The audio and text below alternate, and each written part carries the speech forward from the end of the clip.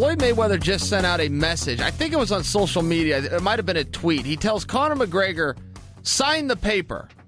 And it just makes me... Here's the first question. Is there a paper? Is there actually a... Floyd Mayweather, not for nothing, but he is a dummy. I mean, if you took a box of rocks versus Floyd Mayweather, it would be a toss-up on which is more stupid. And is there actually a paper to sign? I can remember a time when Frank Shamrock was trying to put a fight together with Cesar Gracie, and Frank faxed him something that said, like, Frank Shamrock will fight Cesar Gracie. And then he faxed it. There was no date. There was no promotion. There was no offer. There was no weight class. There was no anything. And Frank was serious. He's like, yeah, Cesar won't sign the contract. And then Cesar held up the contract, and everybody's going, Frank, this isn't a contract. So it just, that's where my mind went. But I stand by the question, is there an offer? And if so, who did it come from? Well, who is Floyd to make an offer? Did he do it on behalf of the money team and he's going to be the promoter? Is Showtime or any network behind this? Do they have a date? Do they have a venue? Is there anything to actually sign when Floyd comes out and says, sign the paper? What paper? Listen, let me tell you something. The one thing we've heard Mayweather pushing this fight in the last 10 days to a week, last 2 weeks, boy, Dana's went silent. So there's some things going on.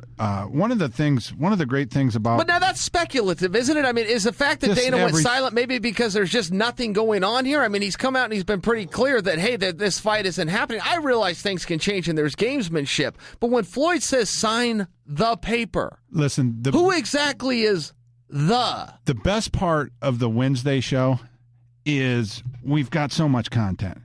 We can just, man, we can go on for hours about what, especially when you have a big pay-per-view like they had last weekend. So I had all these notes. Yesterday, and I didn't get to them. I didn't even read them.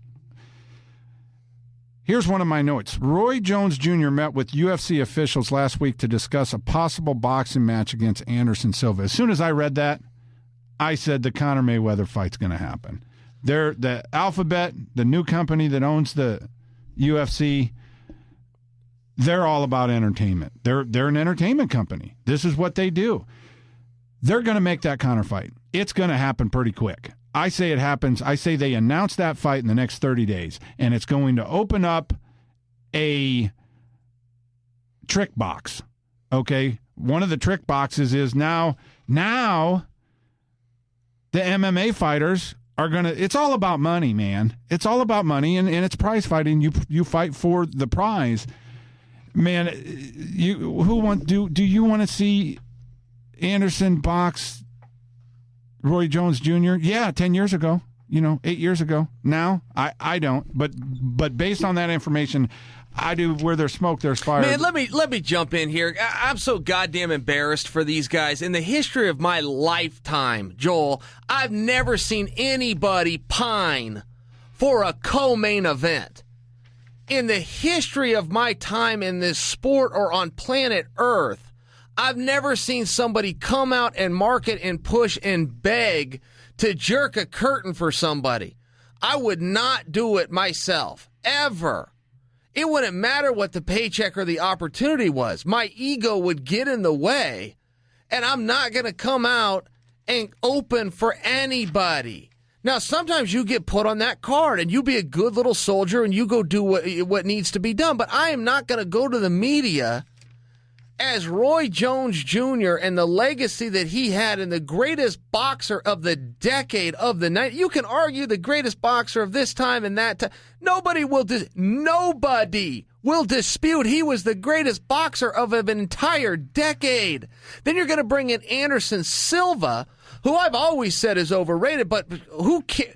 I could be wrong. Who cares if I say he's overrated? He's a great. And they're going to go out and they're going to pine to jerk the curtain for a 27-year-old kid from Ireland? I would never, ever do that. And it embarrasses me that they would do it. Now, I strongly disagree with half of what you said.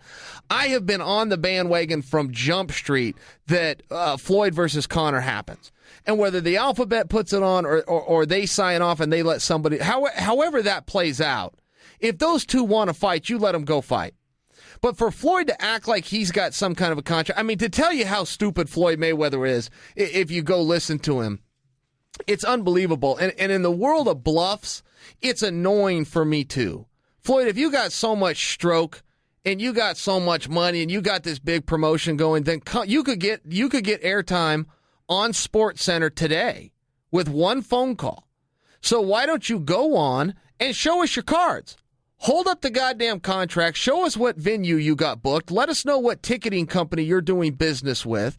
Show us the contract that all Conor has to do is sign.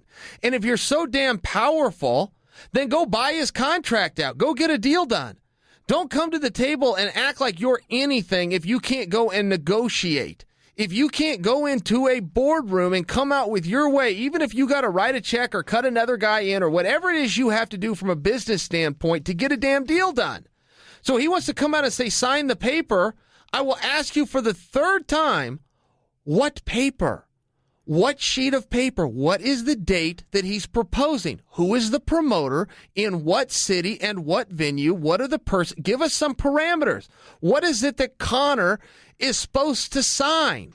What is it that Floyd is pretending has been offered? Joe, you'll see this all the way. It's infuriating me right now. We're seeing this in politics right now with Trump and this whole Russia angle. It's like, listen, somebody call somebody else bluff. Okay, if Trump's lying about Russia, if they influenced our election, he's going to be impeached. It's going to cost him his job. So Trump, come out and just tell whatever senator that wants to take the charge and can make faceless and factless and baseless. Go ahead and say it. Go ahead. Phrases are hard. Phrases are hard.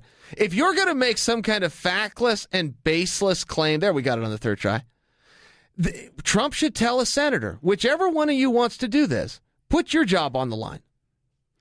If any one of you thinks that there's some kind of Russian conspiracy and you're going to go run the world and tell all your constituents and tell the country and tell these news shows that there is, let's have an investigation. And I'll put my job on the line versus your job. If there was one and I've lied to the American people, I'm done. But if you're lying, Mr. Senator, and you're coming out with no proof, then you're done. But it's this world of bluffing, and it creates these talks, and I will guarantee you Floyd doesn't have a contract. Floyd is an idiot in a nice suit with a bunch of money. That's the bottom line. They asked him the other day, what give us some financial advice. And Floyd went into like businessman mode, like he could give financial advice. Like, Floyd, you don't sign the front of paychecks, you sign the back of paychecks. The smart guys sign the front. And you signed the back. So Floyd stepped up and he gave the advice. And he says, buy real estate. So the guy asks him the follow-up question. Well, what should you do with real estate? To which Floyd has absolutely no answer. He couldn't spell lease. He couldn't tell you the difference from commercial to residential. He had no idea. And Floyd says, I got about 1.2 billion in my portfolio for real estate. So the guy says, oh, what should I buy? Where? And he's dumbfounded. He doesn't know what to say. And Floyd says, "Well, get some advice from people, and then try." He gives some answer that just tells you how stupid he is. And I'm telling you right now, if he's going to be Mr. Businessman, but he can't work out a deal with Dana. Dana and Floyd live exactly 8 miles from one another. It's not like this is some hard guy to reach. Pop into the office and get a deal done, or zip it. Just admit that you made it big in this space by signing the back of paychecks. That's a great way to go. It's a great gig if you can get it. But the smart guys signed the front of them, Floyd. So when you're telling Conor or anybody else to sign the paper, I'm going to ask you for a fourth time. What paper? Who authorized it, and what are the terms? What is it supposedly he's not signing? And then you want to talk about Floyd and Roy Jones. You said you didn't want to see those guys fight. I'd love to see them fight. I'll watch that fight today. But that isn't going to happen. If Dana's going to throw his golden goose into boxing, he knows he's going to take some lumps. This is what the whole thing's about. Listen, how big of damage are we going to take if he goes in and gets cleaned up by Floyd? And that's a decision for him to make. I look at it, I don't think any. You're taking Conor, putting him into a world where he is supposed to fail. If he meets those expectations, which he should and will very quickly, I don't really know what you're at, but I could be missing that. I could be missing that. So you weigh the value that hurts Conor versus what you can get from Floyd, and you make your decision from there, right? It's pretty simple. If I'm the promoter, I'm not going to take 2 lumps in one night. Even if Chael's right on this and Conor's stock doesn't drop, he goes into a world that he doesn't belong in, he gets cleaned up like he should. I'm not going to lose 2 guys in one night. Roy Jones is going to touch up Anderson and Floyd's going to touch up Conor, and they had better. And there shouldn't even be a debate. The fact that there's a debate is a discredit and an embarrassment to boxing. I come from the world of amateur wrestling. You could not bring me a guy, I don't give a goddamn how good an athlete he is.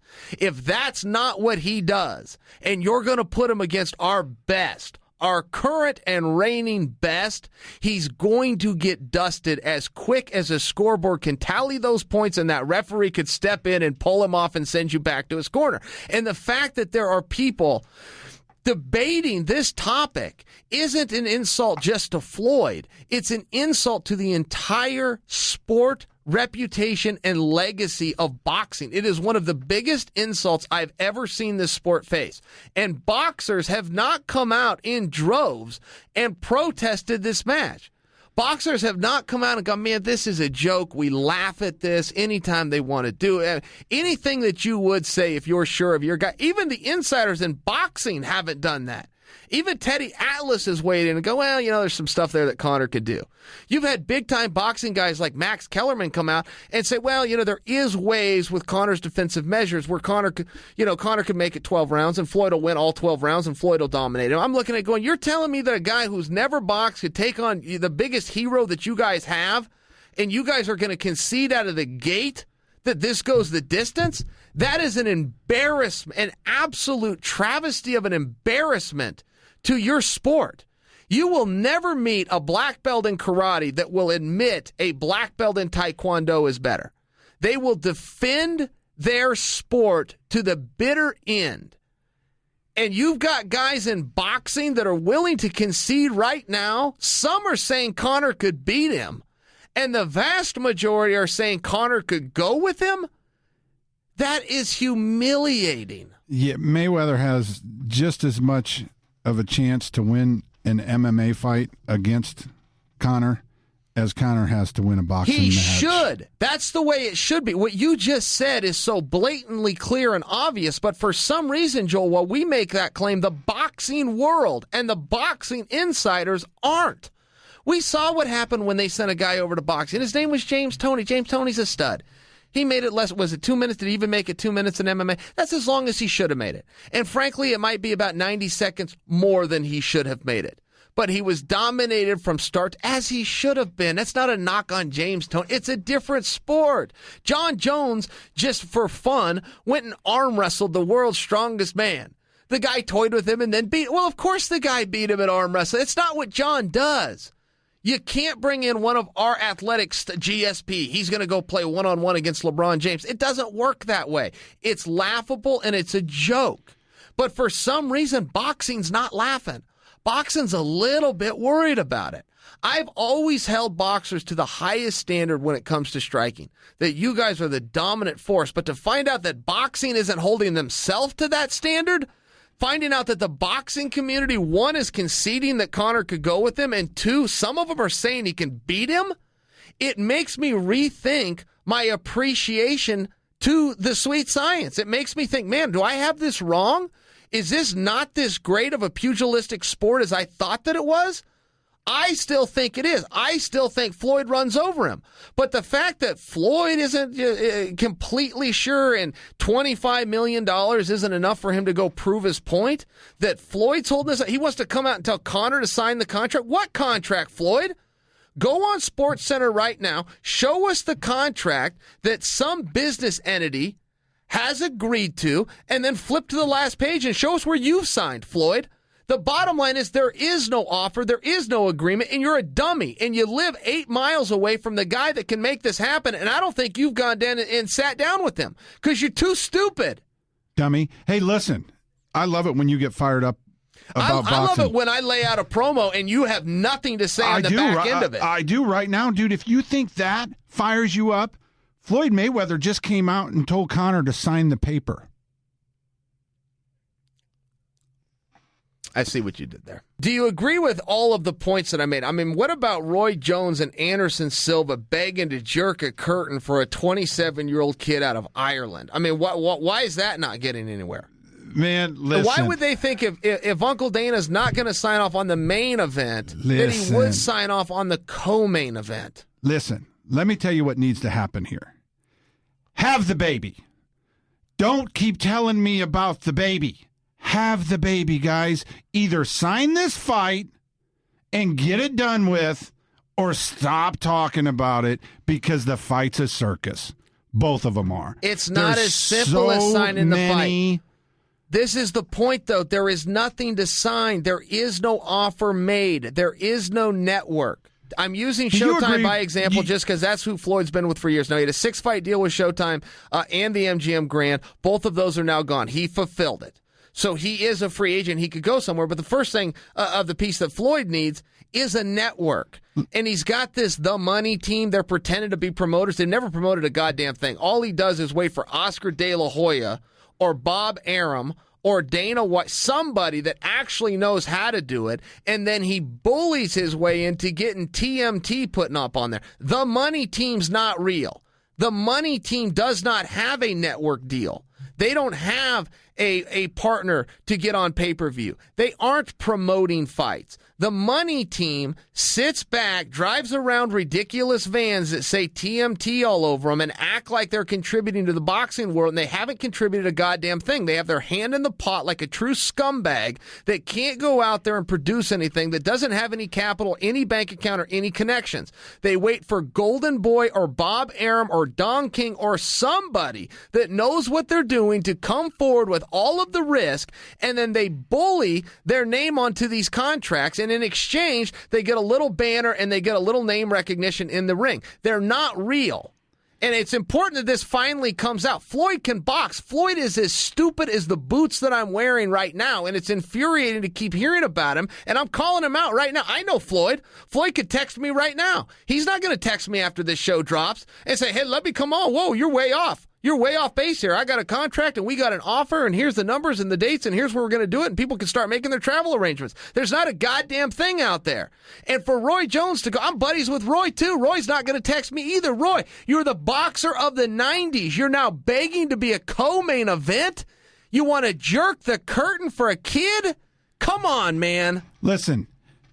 The only thing that needs it, we think this world's so big. I don't care where I'm at on the card. I just want to be part of it. Somebody let me be in the dressing room. Come on, man. GSP dragged the last year out coming back. He wanted to come back the whole time. And it took a phone call from Freddie Roach to get the thing going. All that needs to happen with the Floyd thing is that 8 miles. Pick a spot 4 miles between Dana's house and the Money's house. Go have dinner with all the people there and get this thing done. Don't pick anything. Have the baby. Don't pick anything. The baby. Go to the office. Have the baby. Check in at reception. Say, my name is Floyd and I'm here to see Dana. If he doesn't let you write up, which I trust that he will, he respects Floyd. Sure he does. He'd probably like to hang out with Floyd and have lunch with him. But even if he was in a meeting, camp out and don't leave the lobby. Do not leave the lobby until Dana meets with you or until security removes you. That's how you get this done. You don't need to have, anytime you hear Floyd talk, well, my people will call your... Shut up, Floyd. Man, I've known you for 8 years. You've got one guy. Okay, you don't have a team of guys. You got a guy, and he's very good at what he does.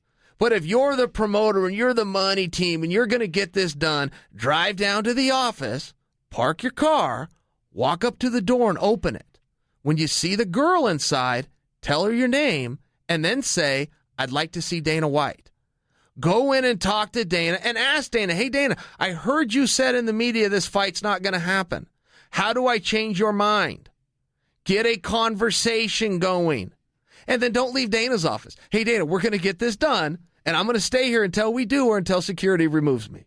Either way is okay, but that's how serious I'm about this. Let's get this done.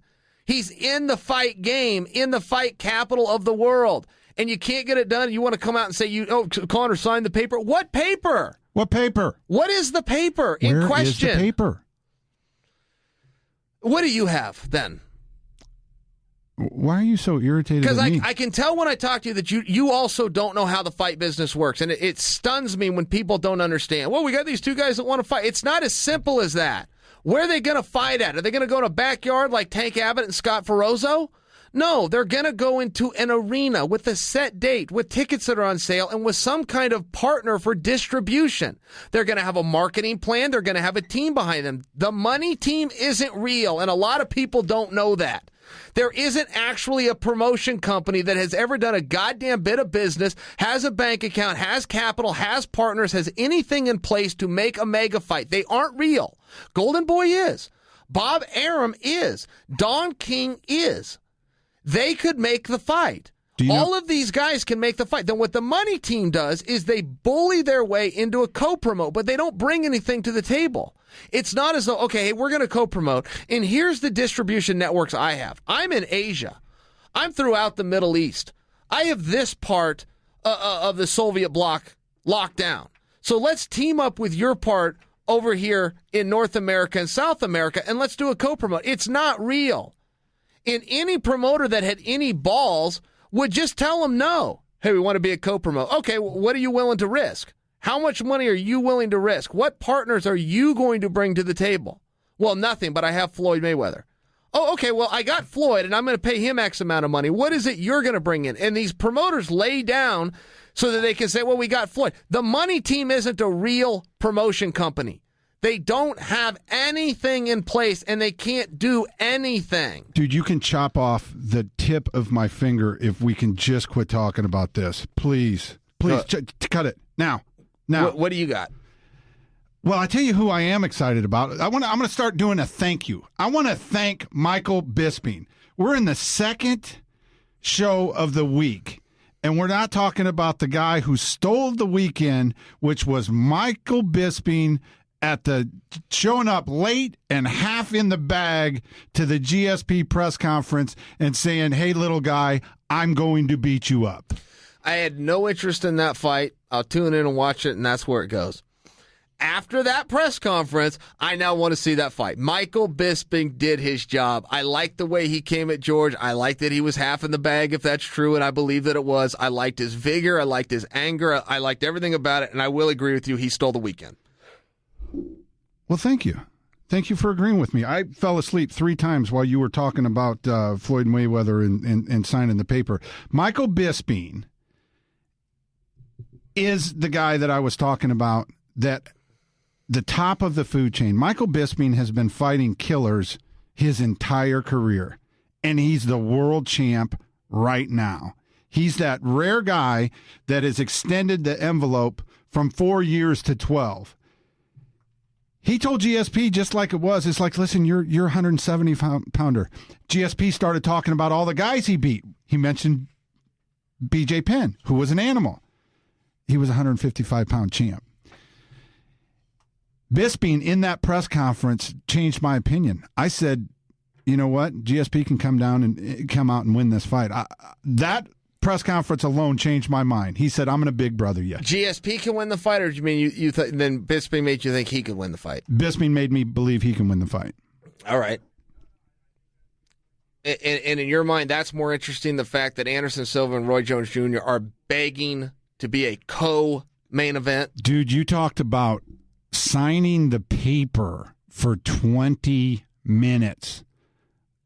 20 minutes. You signed, and you did great. You did great. You went on a tangent. You could make anything sound good. You could make a fight with this NOS bottle and this phone interesting to me. And you made that interesting to 500,000 people. But now I had to jerk the curtain and say, yeah, he got all twisted because Floyd said sign the paper. I find it surprising that you don't find it a need to call him out that there is no paper. That Floyd Mayweather, as much as he wants to pretend he's a promoter like Oscar De La Hoya, he's not. Listen, Floyd doesn't take any risk. Floyd doesn't put up any money. Floyd doesn't have any partners. It's not a real promotion company. Listen, I'm going to make you a deal. When Floyd wants to go, hey, Dano, let's get my people and your people together, and we'll promote this. Floyd, you don't promote anything, and you never have. I'm going to go to the kitchen. Dana's been around since this is just a reality. He's been around since 2001, and he's taken a lot of risk. Floyd's never taken any risk. Floyd doesn't make money. Floyd spends money, and he's an idiot, and I've just about had it. And I think where my real vigor comes from is that an icon like Roy Jones would beg to be a co-main.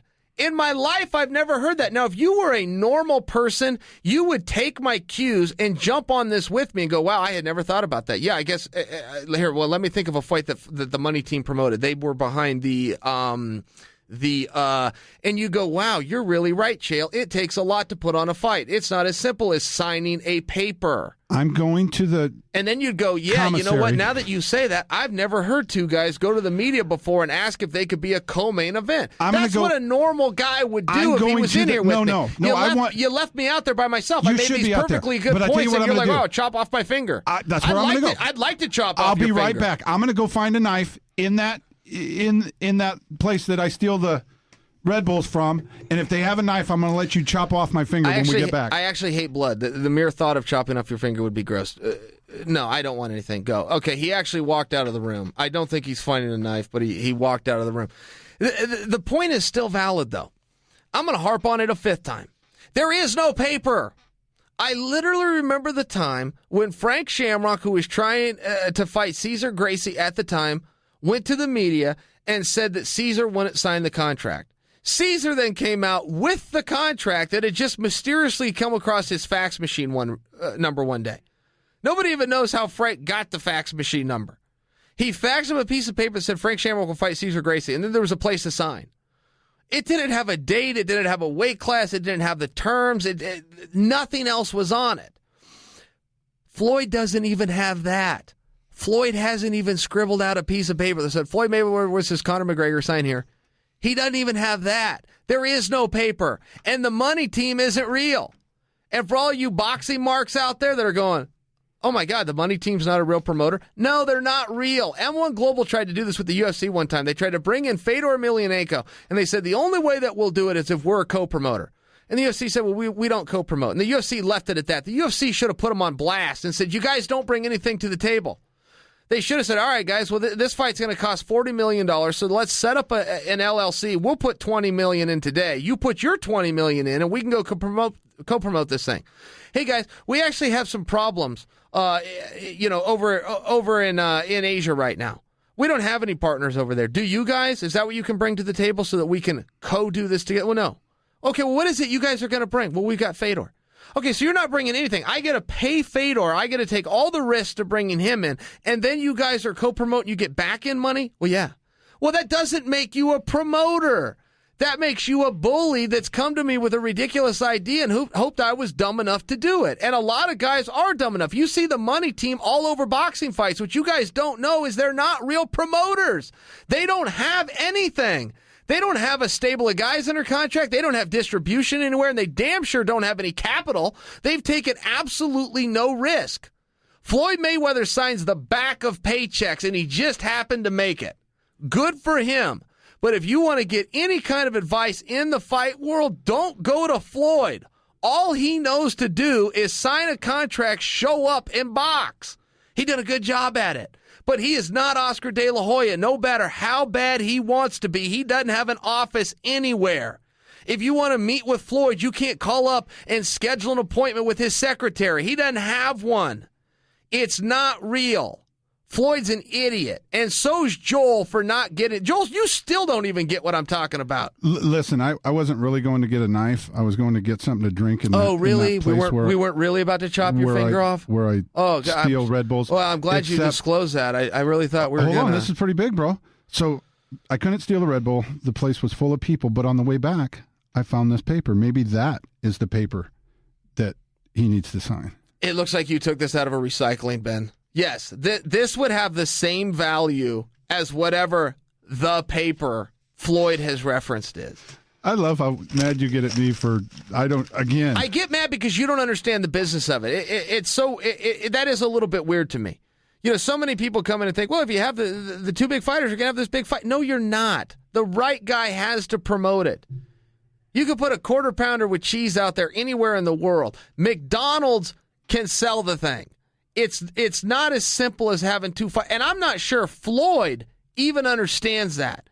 He is such a dum-dum that has stumbled into such incredible success. The only thing you don't want from Floyd is to have him talk about anything with any kind of meaning. Because then you just get disappointed. You just go, man, there's nothing here. This guy never cracked a textbook. This guy just simply went into the gym every day. And boy, is he a genius at that. But he's an idiot. And hearing him come out and say, sign the paper, having you not weigh in on the fact that two guys are fighting for a co-main event, any normal person's response would have been like, oh my God, you just blew my mind. You're right. How embarrassing. That's what a normal guy would say. You instead say, oh, here, cut off my finger. I think that was an appropriate answer. Have you ever seen two guys fight for a co-main event spot? I don't care, but let's stay on this. Let's stay on this MMA. No, here, boxing let's do this thing. instead. Let's have you read whatever is in your notes, and let the fans decide. What's more interesting, that two legends of the sport went to battle over a fight they can't win to be on a co-main event of a show that does not even exist versus, go ahead. Listen, dummy. Here's where you let the fans decide. Yeah, let them. Now you read what you have. Just like here's the problem with fame. Fame's stupid, and there's no bigger proof of how stupid fame is than the van ride from hell on the way back from San Jose. Those two kids, Ryan and Jake, would have ran that van into a river if you said do it. So don't tell me to tell the fans to listen to see what's more important, or Joel's not mad, or he's not normal, or he's a buffoon. Let's just go ahead and stay on this MMA guys being boxers for a minute. The topic I offered the fans was two legends fighting to be a co-main event of a card that doesn't exist versus the topic you want, which is... Nate Diaz has said that boxing promoters are making him offers to buy out his UFC contract. So now, Nate Diaz, who just made more money in the last year fighting Conor twice in a cage, now he wants to be a boxer. Yeah, listen, for all the fighters to understand this right out of the gate, okay, there's three promoters in the world: Don King, Bob Arum, and Golden Boy. Your sport does not exist without those three. There is nobody with a bank account, with a distribution, and that can go out and put on a fight. There is nobody else. So for any fighter who got some big league promoter to come to the table and say, we will buy you out, if their name is not Oscar De La Hoya, if it's not Don King, and it's not Bob Arum, you have a fake offer. And for any MMA guy that wants to go to boxing, more power to you. But where in the world did boxing become the end game? What is it that boxing is doing so well that you want to go over there and do that? And I'm open to the answer. I'm not against you, but I've been around this sport for a long time. I've been on every single side of this business there is. Okay?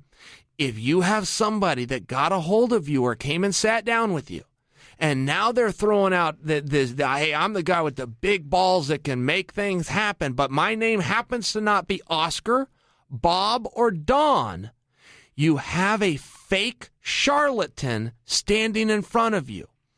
Oscar, Bob, and Don are too smart to come in and offer to buy out somebody's contract to come over to a sport where they don't have a proven history in. They would not make a deal like that. But I'm sure there is some carnival worker somewhere that found out he can get in front of you, and to get you to take his phone calls has thrown out a ridiculous straw man claim like, I'll buy you out. Those guys don't have any more money, any more stroke, or any more balls in this space than the money team, which has no stroke, no balls and no money in this space. And it's just important that people understand that. This is why commissions exist, Joel, because charlatans and carnival workers came into boxing many, many years ago and corrupted the thing to a level that commissions and government agencies had to get involved. There is no government agency that oversees sport of any kind except in this space because it's crooked and backwards. And we've done away with that for so many years. We now have good, honorable men like Scott Coker and like Dana White with good, honorable companies like Fox and like Spike behind them. So we don't have to deal with the dirty crooks that have been promoting boxing for all these years. And when I see my fellow MMA guys who've made it to the brighter, greener side of the pasture that comes with some level of integrity and responsibility and a history behind it of over 20 years of doing business the right way, now saying we want to go back to the dirty, corrupt carnival workers. Oh, and by the way, somebody offered to buy out my UFC contract. Do they even know what it is? Do they even know the number? Because if they do and they want to continue the conversation, let's have them just put 20% of that number into an escrow account today. 20% of your buyout for any fighter. Let's just have this carnival worker write a check today and stick it into an escrow account, fully refundable. He can get every cent of his money back. But let's just see that he's even got 20% of it because he doesn't. Don, Bob, and Oscar are the only three guys. You almost forgot Oscar. That run boxing. They're the only three guys with distribution, with a track record, and above everything else, with capital. And if you have an offer that isn't coming from one of them, you don't have an offer. Emotion is everything, brother. Listen, man, I've been watching you on this rant for Jesus. You've been on this rant for 36 minutes. You are pure genius. Trying to achieve one thing. At its best. I'm trying to achieve one thing. One, to educate you, who I would think would know something about the business. I don't mean to throw stones, but I mean, come on, man. You don't know anything about the business. I mean, I hear people say this all the time. Well, all you need is the two best fighters. No, you don't, man. You have to have distribution behind it. You have to have marketing behind it. Floyd and Conor could be fighting right this second for all anybody knows. Do you get the point? If they are and if they were, it brings in no money. Listen, you have to have the right promoters behind it. Sign the paper. What paper, Floyd?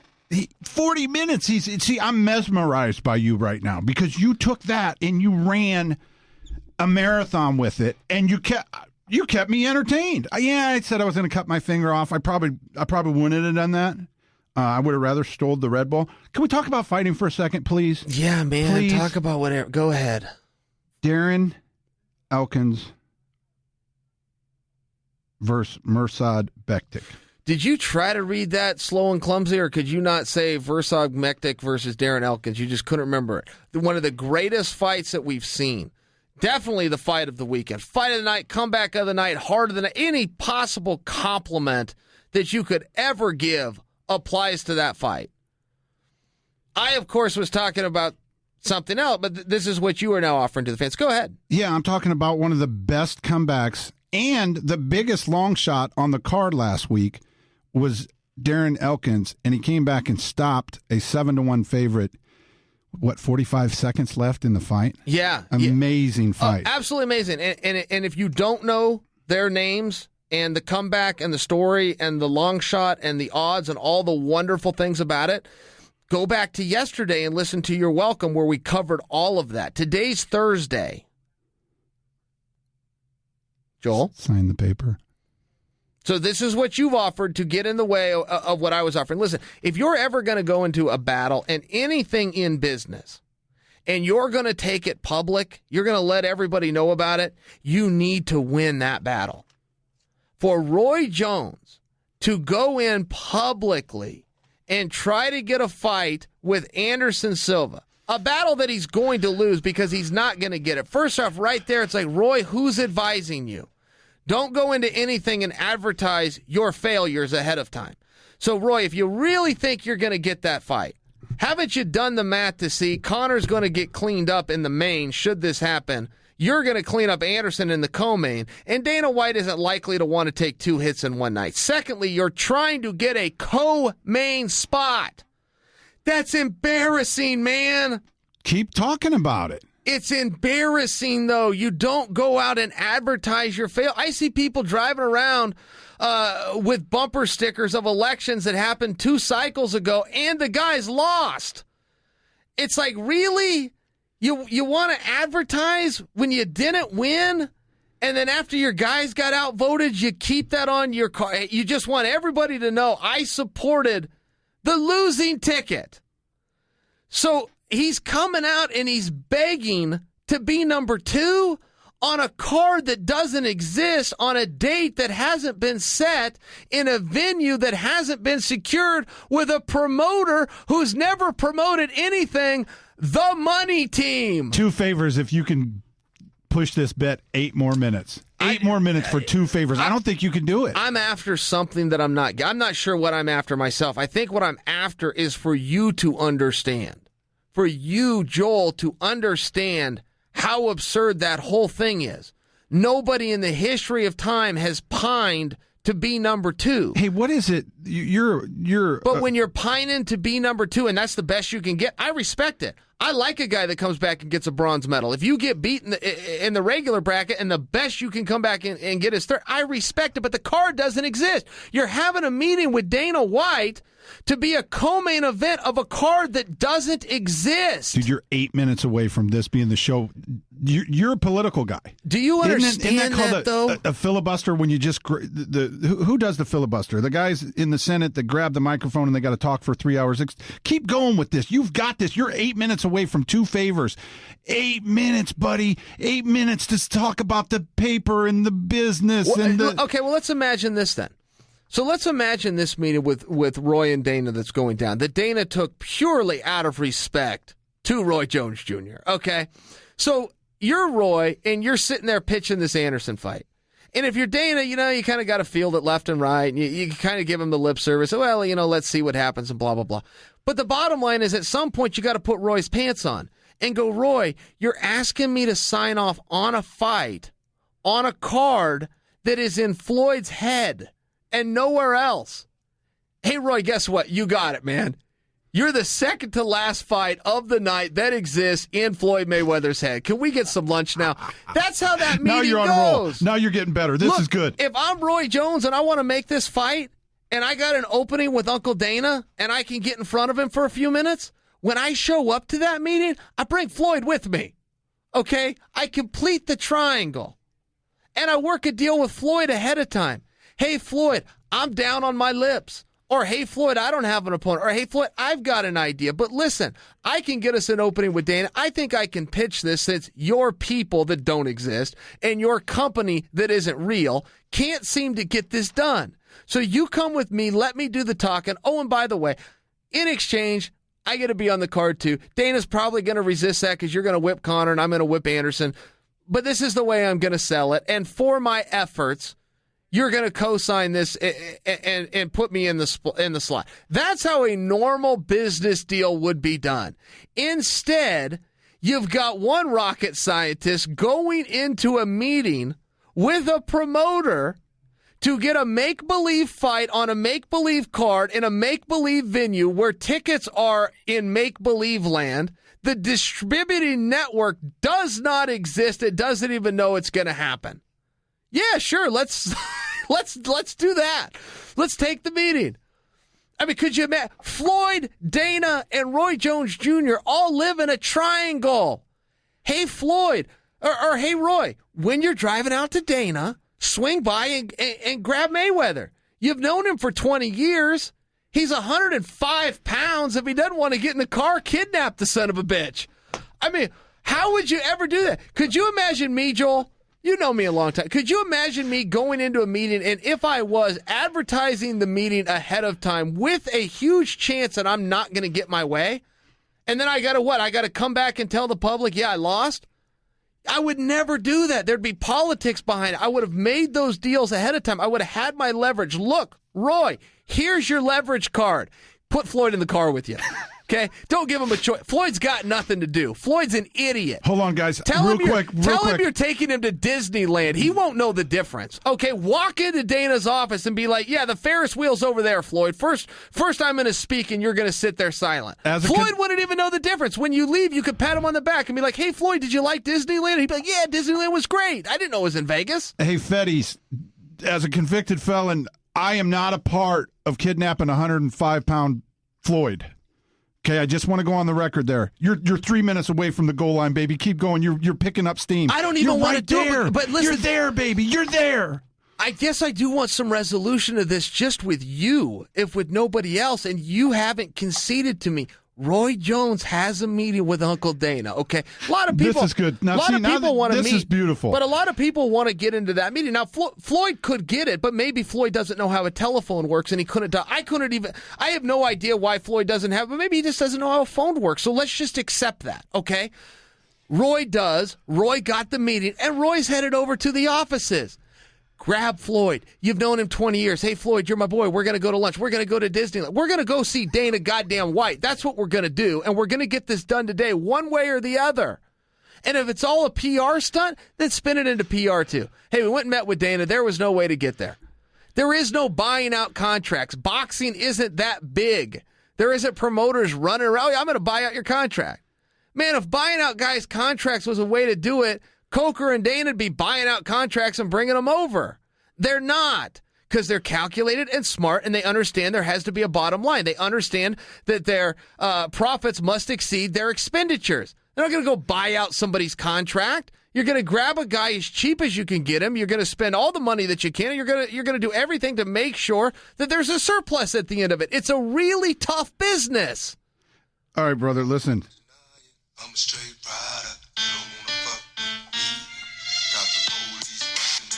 That's Nicky Bone walkout. Buddy, you just unretired the Nicky Bone for that rant. Congratulations. I didn't think it was going anywhere, but when we kidnapped Floyd, and phones are hard. Man, it is amazing that you can never you turn that music on, but boy, you don't turn. I wish that people could see you, because every week it's the same thing. When we used to do the Nicky Bones, what is that song called? Ambitious as a writer. Yeah, so I'm sure he'll be suing us. I don't think we have the right to play that song. So while Ambitious as a writer is getting his paperwork together to send over to Norm at Podcast One, I will tell you this. You turn that on every week. You have no idea how to turn it off.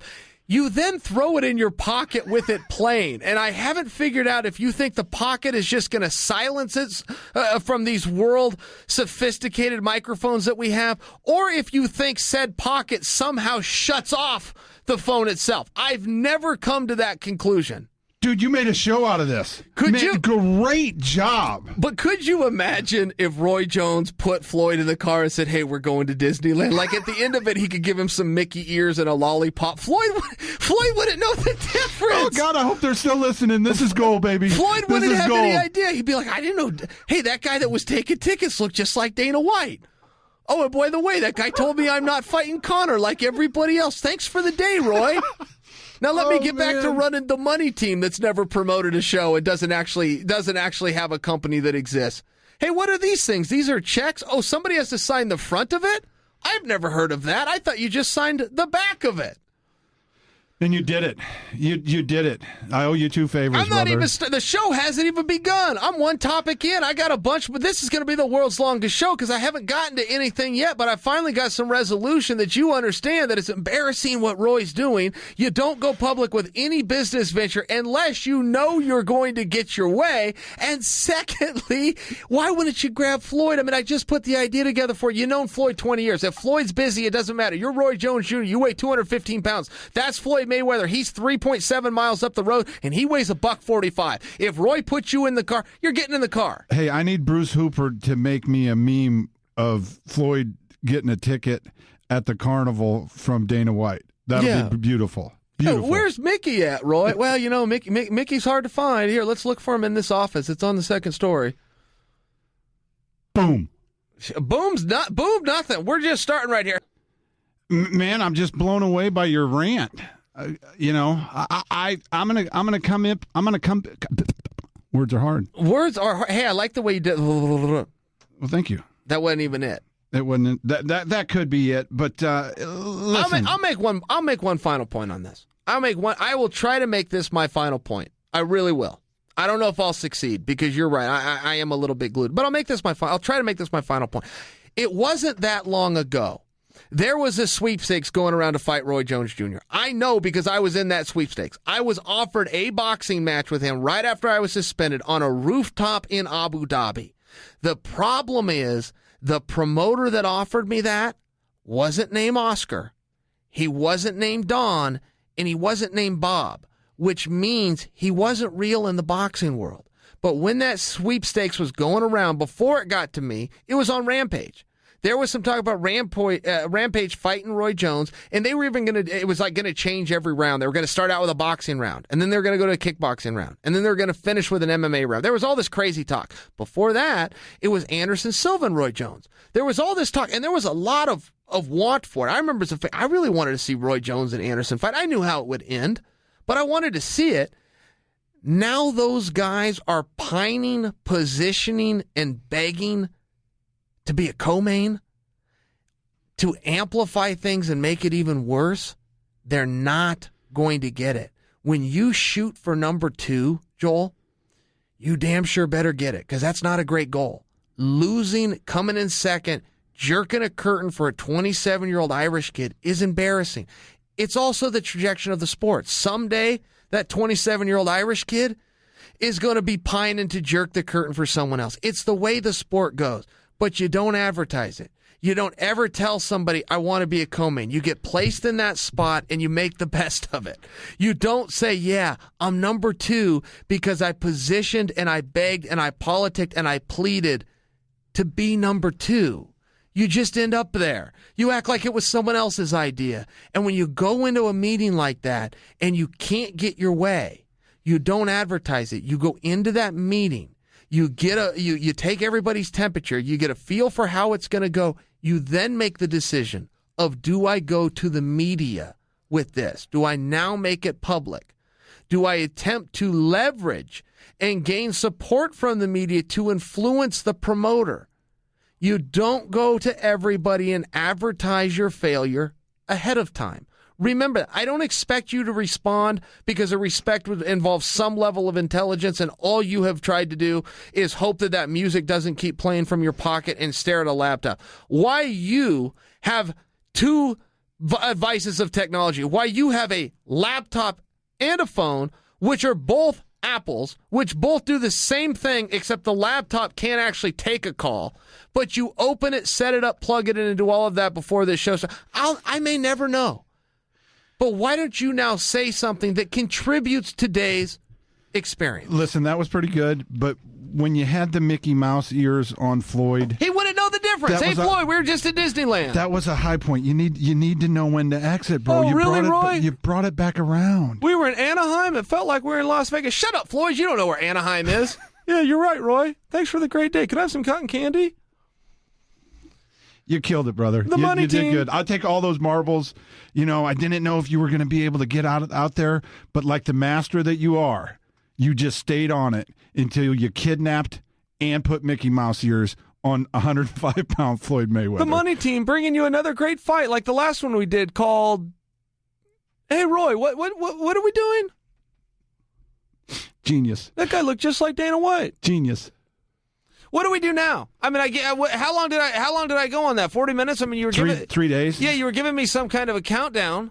You didn't. But you were there. You got the 2. You didn't prepare anything in the meanwhile between your phone, your laptop, and the notes that you're taking. You even walked out of the room one time.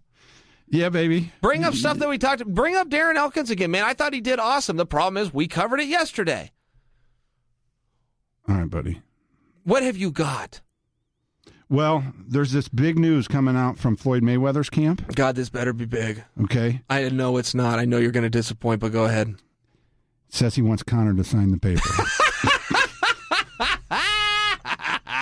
I can't believe I was part of that. Come on, man. Honestly, you got to have something. Listen, I've got a rant, but I want to save it. You won the show. You won the battle. I'll save my rant for tomorrow. I got a good rant. I concede your genius and my stupidity and buffoonery. You made a show out of nothing. You put Mickey Mouse ears on Floyd Mayweather because he doesn't know how to use a phone. You had big points there, brother. Man, I don't think it was a show about nothing. Did I go a little long? Yeah, sure I did. But listen, I'll just make 2 points. And you're right. I could have done it in 2 seconds. First off, there is no paper, Floyd. Done. Put a button on that. And secondly, Roy, don't ever pine to be number 2.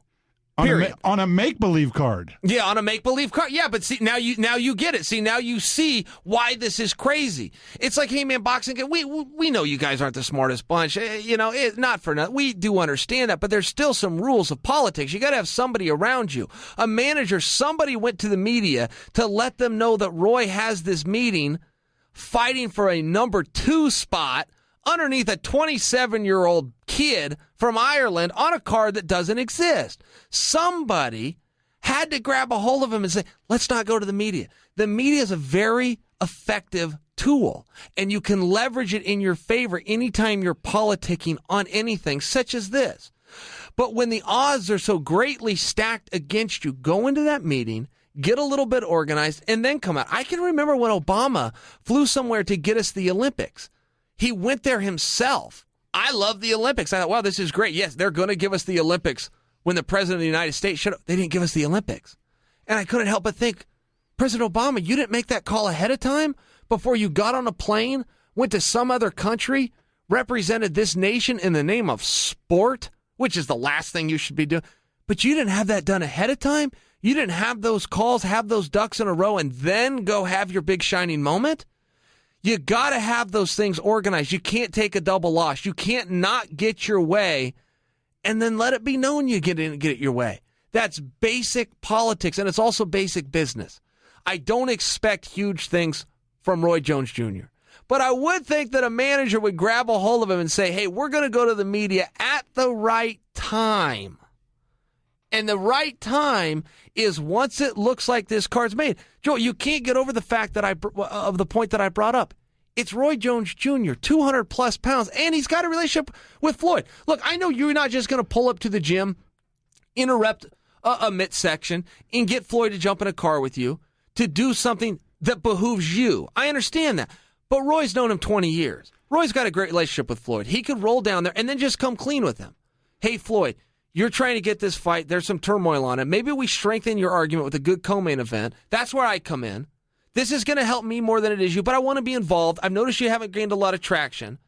In exchange for me getting to be part of this, I'm going to set up a meeting, which I've already done. It's actually in 20 minutes. I'm going to give the pitch to Dana White.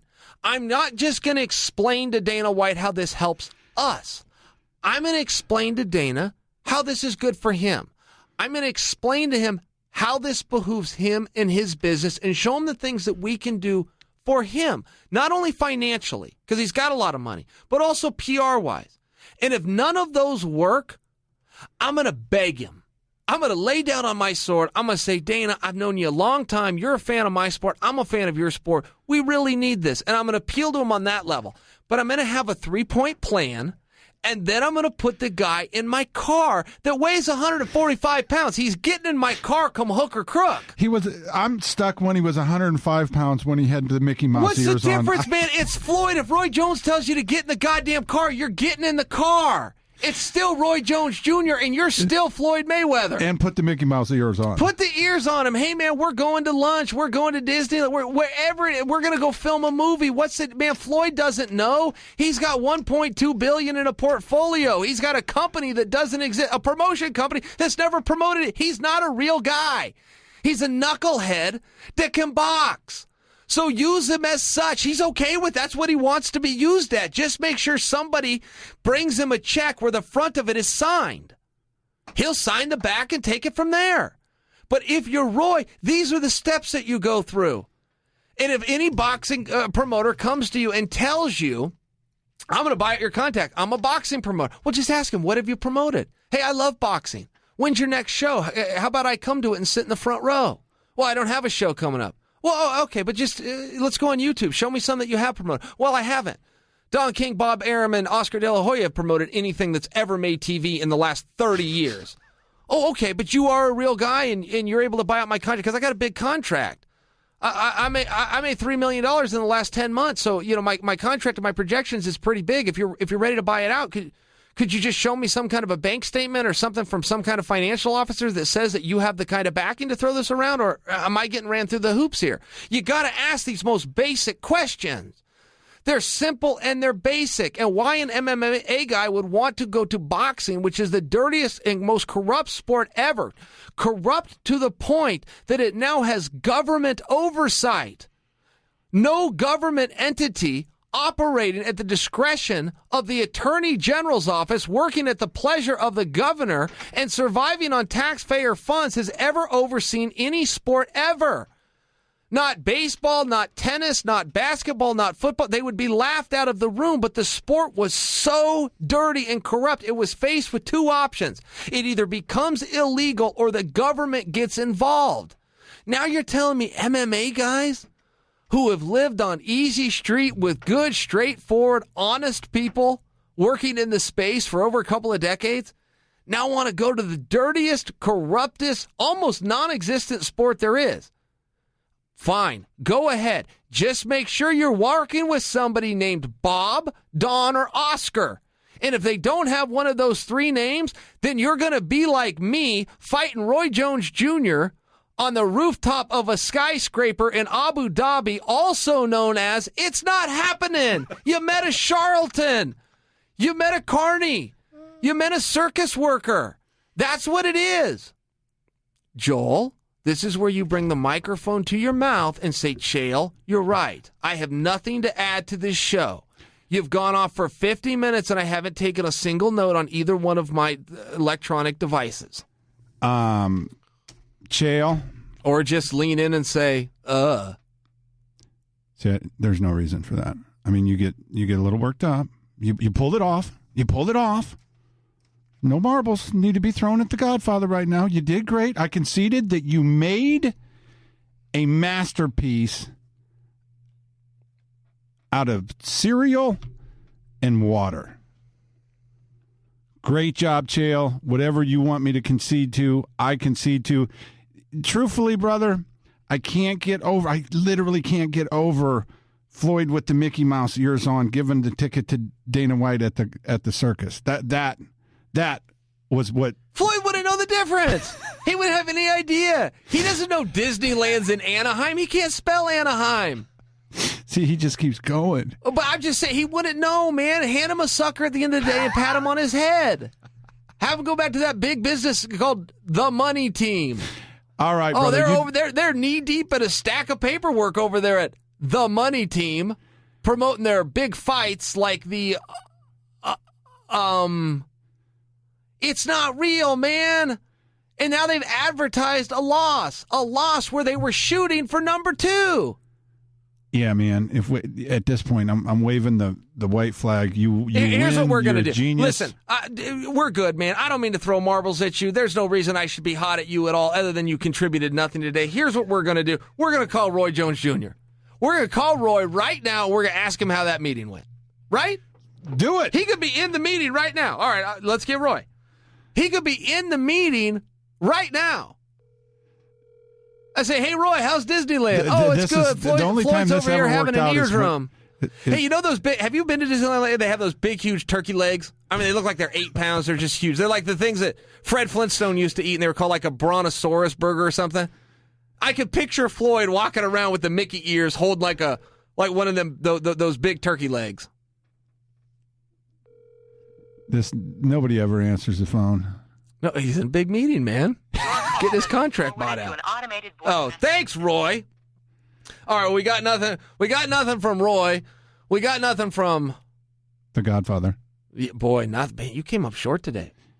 Buddy, you just took we didn't even have a ball. Why do you have 2 devices, by example, though? What you go to the iPhone, which drives me bonkers, and then you set up every single day the laptop. What is it happening now? Here, listen. Is one for surfing the internet and one is for emails? Do we want to pull the curtain back? Do you really want to pull the curtain back? I don't know. Let's go for it. You just don't, brother. Listen. What do you do on the laptop, though? I try to find news while we're in the show. And what do you do on the phone?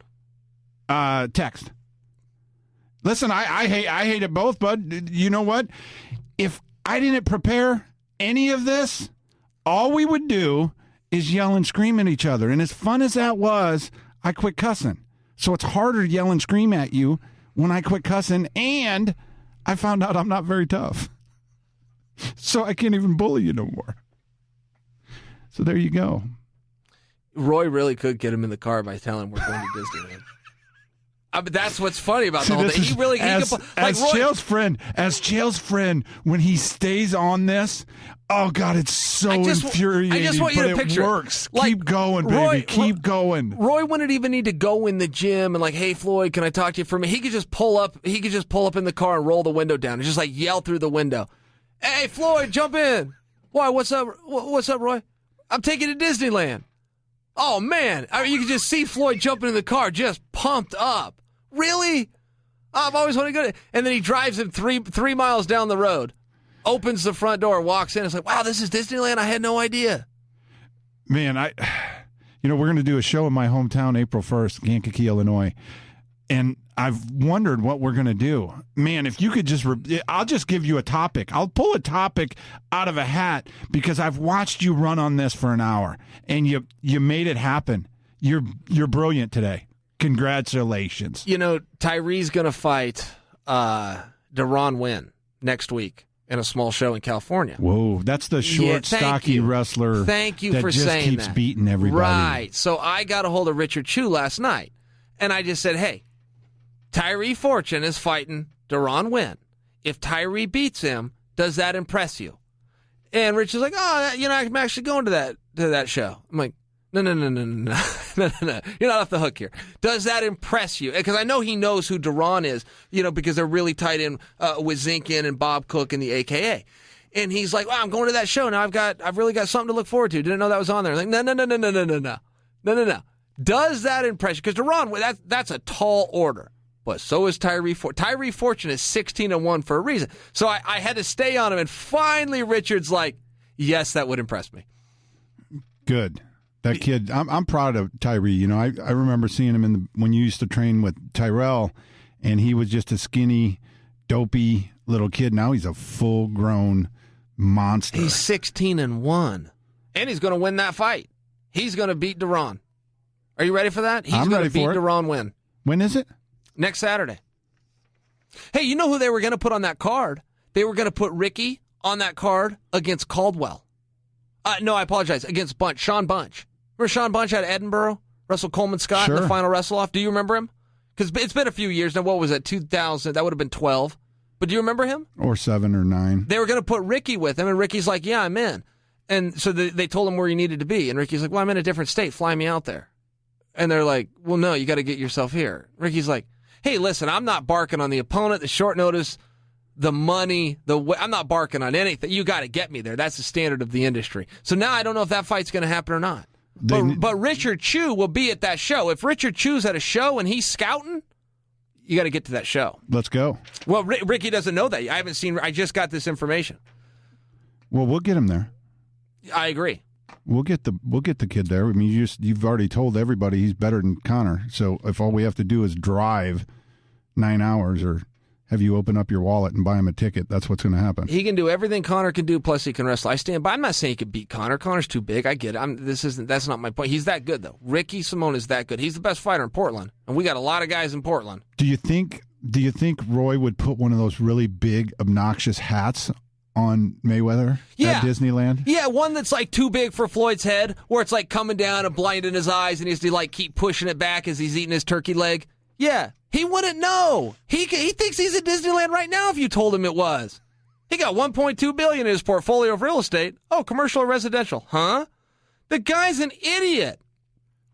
And Roy, listen, if I had that kind of proximity, if I'm Roy Jones Jr., boom, there's the UFC office. Boom, there's Floyd Mayweather's house. You grab them together and you walk in. You then go to the media. You then test the waters and you leverage it that way. You can't go out of order. It's like anything. Go into the media and let them know this meeting was going to take place. Smart move. But you go to the meeting first. You take the temperature. You make sure the wind's blowing in your direction. then you make the next calculated move. You can't go out, even if you've got all the pieces together, but you go out of order. Listen, Joel, if it's chocolate chip cookies, okay, you go do everything right. You take them out of the oven, then you put the chocolate chips on. It doesn't work. There's an order. The chocolate chips go in with the butter, with the flour, with the egg, with the oil. They get and then you stick them in the oven. But all the pieces, the order of those pieces also matters. And now, not only have you begged for the first time in history for number 2, you failed. Does Roy make Floyd wear those big, blown-up, fake boxing gloves in the meeting and the Mickey Mouse ears? While eating the 8-pound drumstick. Now, are you now picture, and just picture like the ears keep falling down. You know that hat with the ear, like he has to keep pushing it back. He has to keep, you know, they get him for little kids. Does he have his 2 obnoxiously large bodyguards next to him? Oh, yeah. Hey, how about that? Hey, Anderson was working the bodyguard gimmick for a little bit. When I was fighting Anderson, bodyguards on both sides of him. It's like, hey, you're supposed to be the baddest man in the world and you need bodyguards? Like, this is really weird. The whole thing is just weird. Picture, listen, hold on. I thought of something. Let me. Those hats. Does with he have the ears, big shoes on? the big floppy shoes. The big floppy shoes. I don't think Roy's smart enough to do that. See, if Roy was a smart gypsy, okay, he'd have a trunk full of supplies and he'd put them on Floyd before he ever got him in the car, or at least he'd give it to him before he dropped him off 3 miles away, back at the gym or back at his house. And Floyd could go tell everybody he just spent the day at Disneyland. He wouldn't know the difference. But you know those hats with the ears, it's like one size fits all. So if you bring your kid in and he's not developed enough, like the hat just kind of falls down over your face. That's how I'm picturing Floyd. Like he's having to push it up all the time. With the floppy shoes. Yeah, and he's like, hey, this Carnival worker, drumstick. This guy looks just like Dana White. He wouldn't know the difference. He's looking outside. He sees nothing but the desert. He's like, so this is California, huh? Anaheim. So this is SoCal. Kankakee. Always advertise your losses. Be like Roy Jones Jr. Shoot for number 2 and then don't get it. Until tomorrow, for Joel, I'm Chael Sonnen, and you are welcome.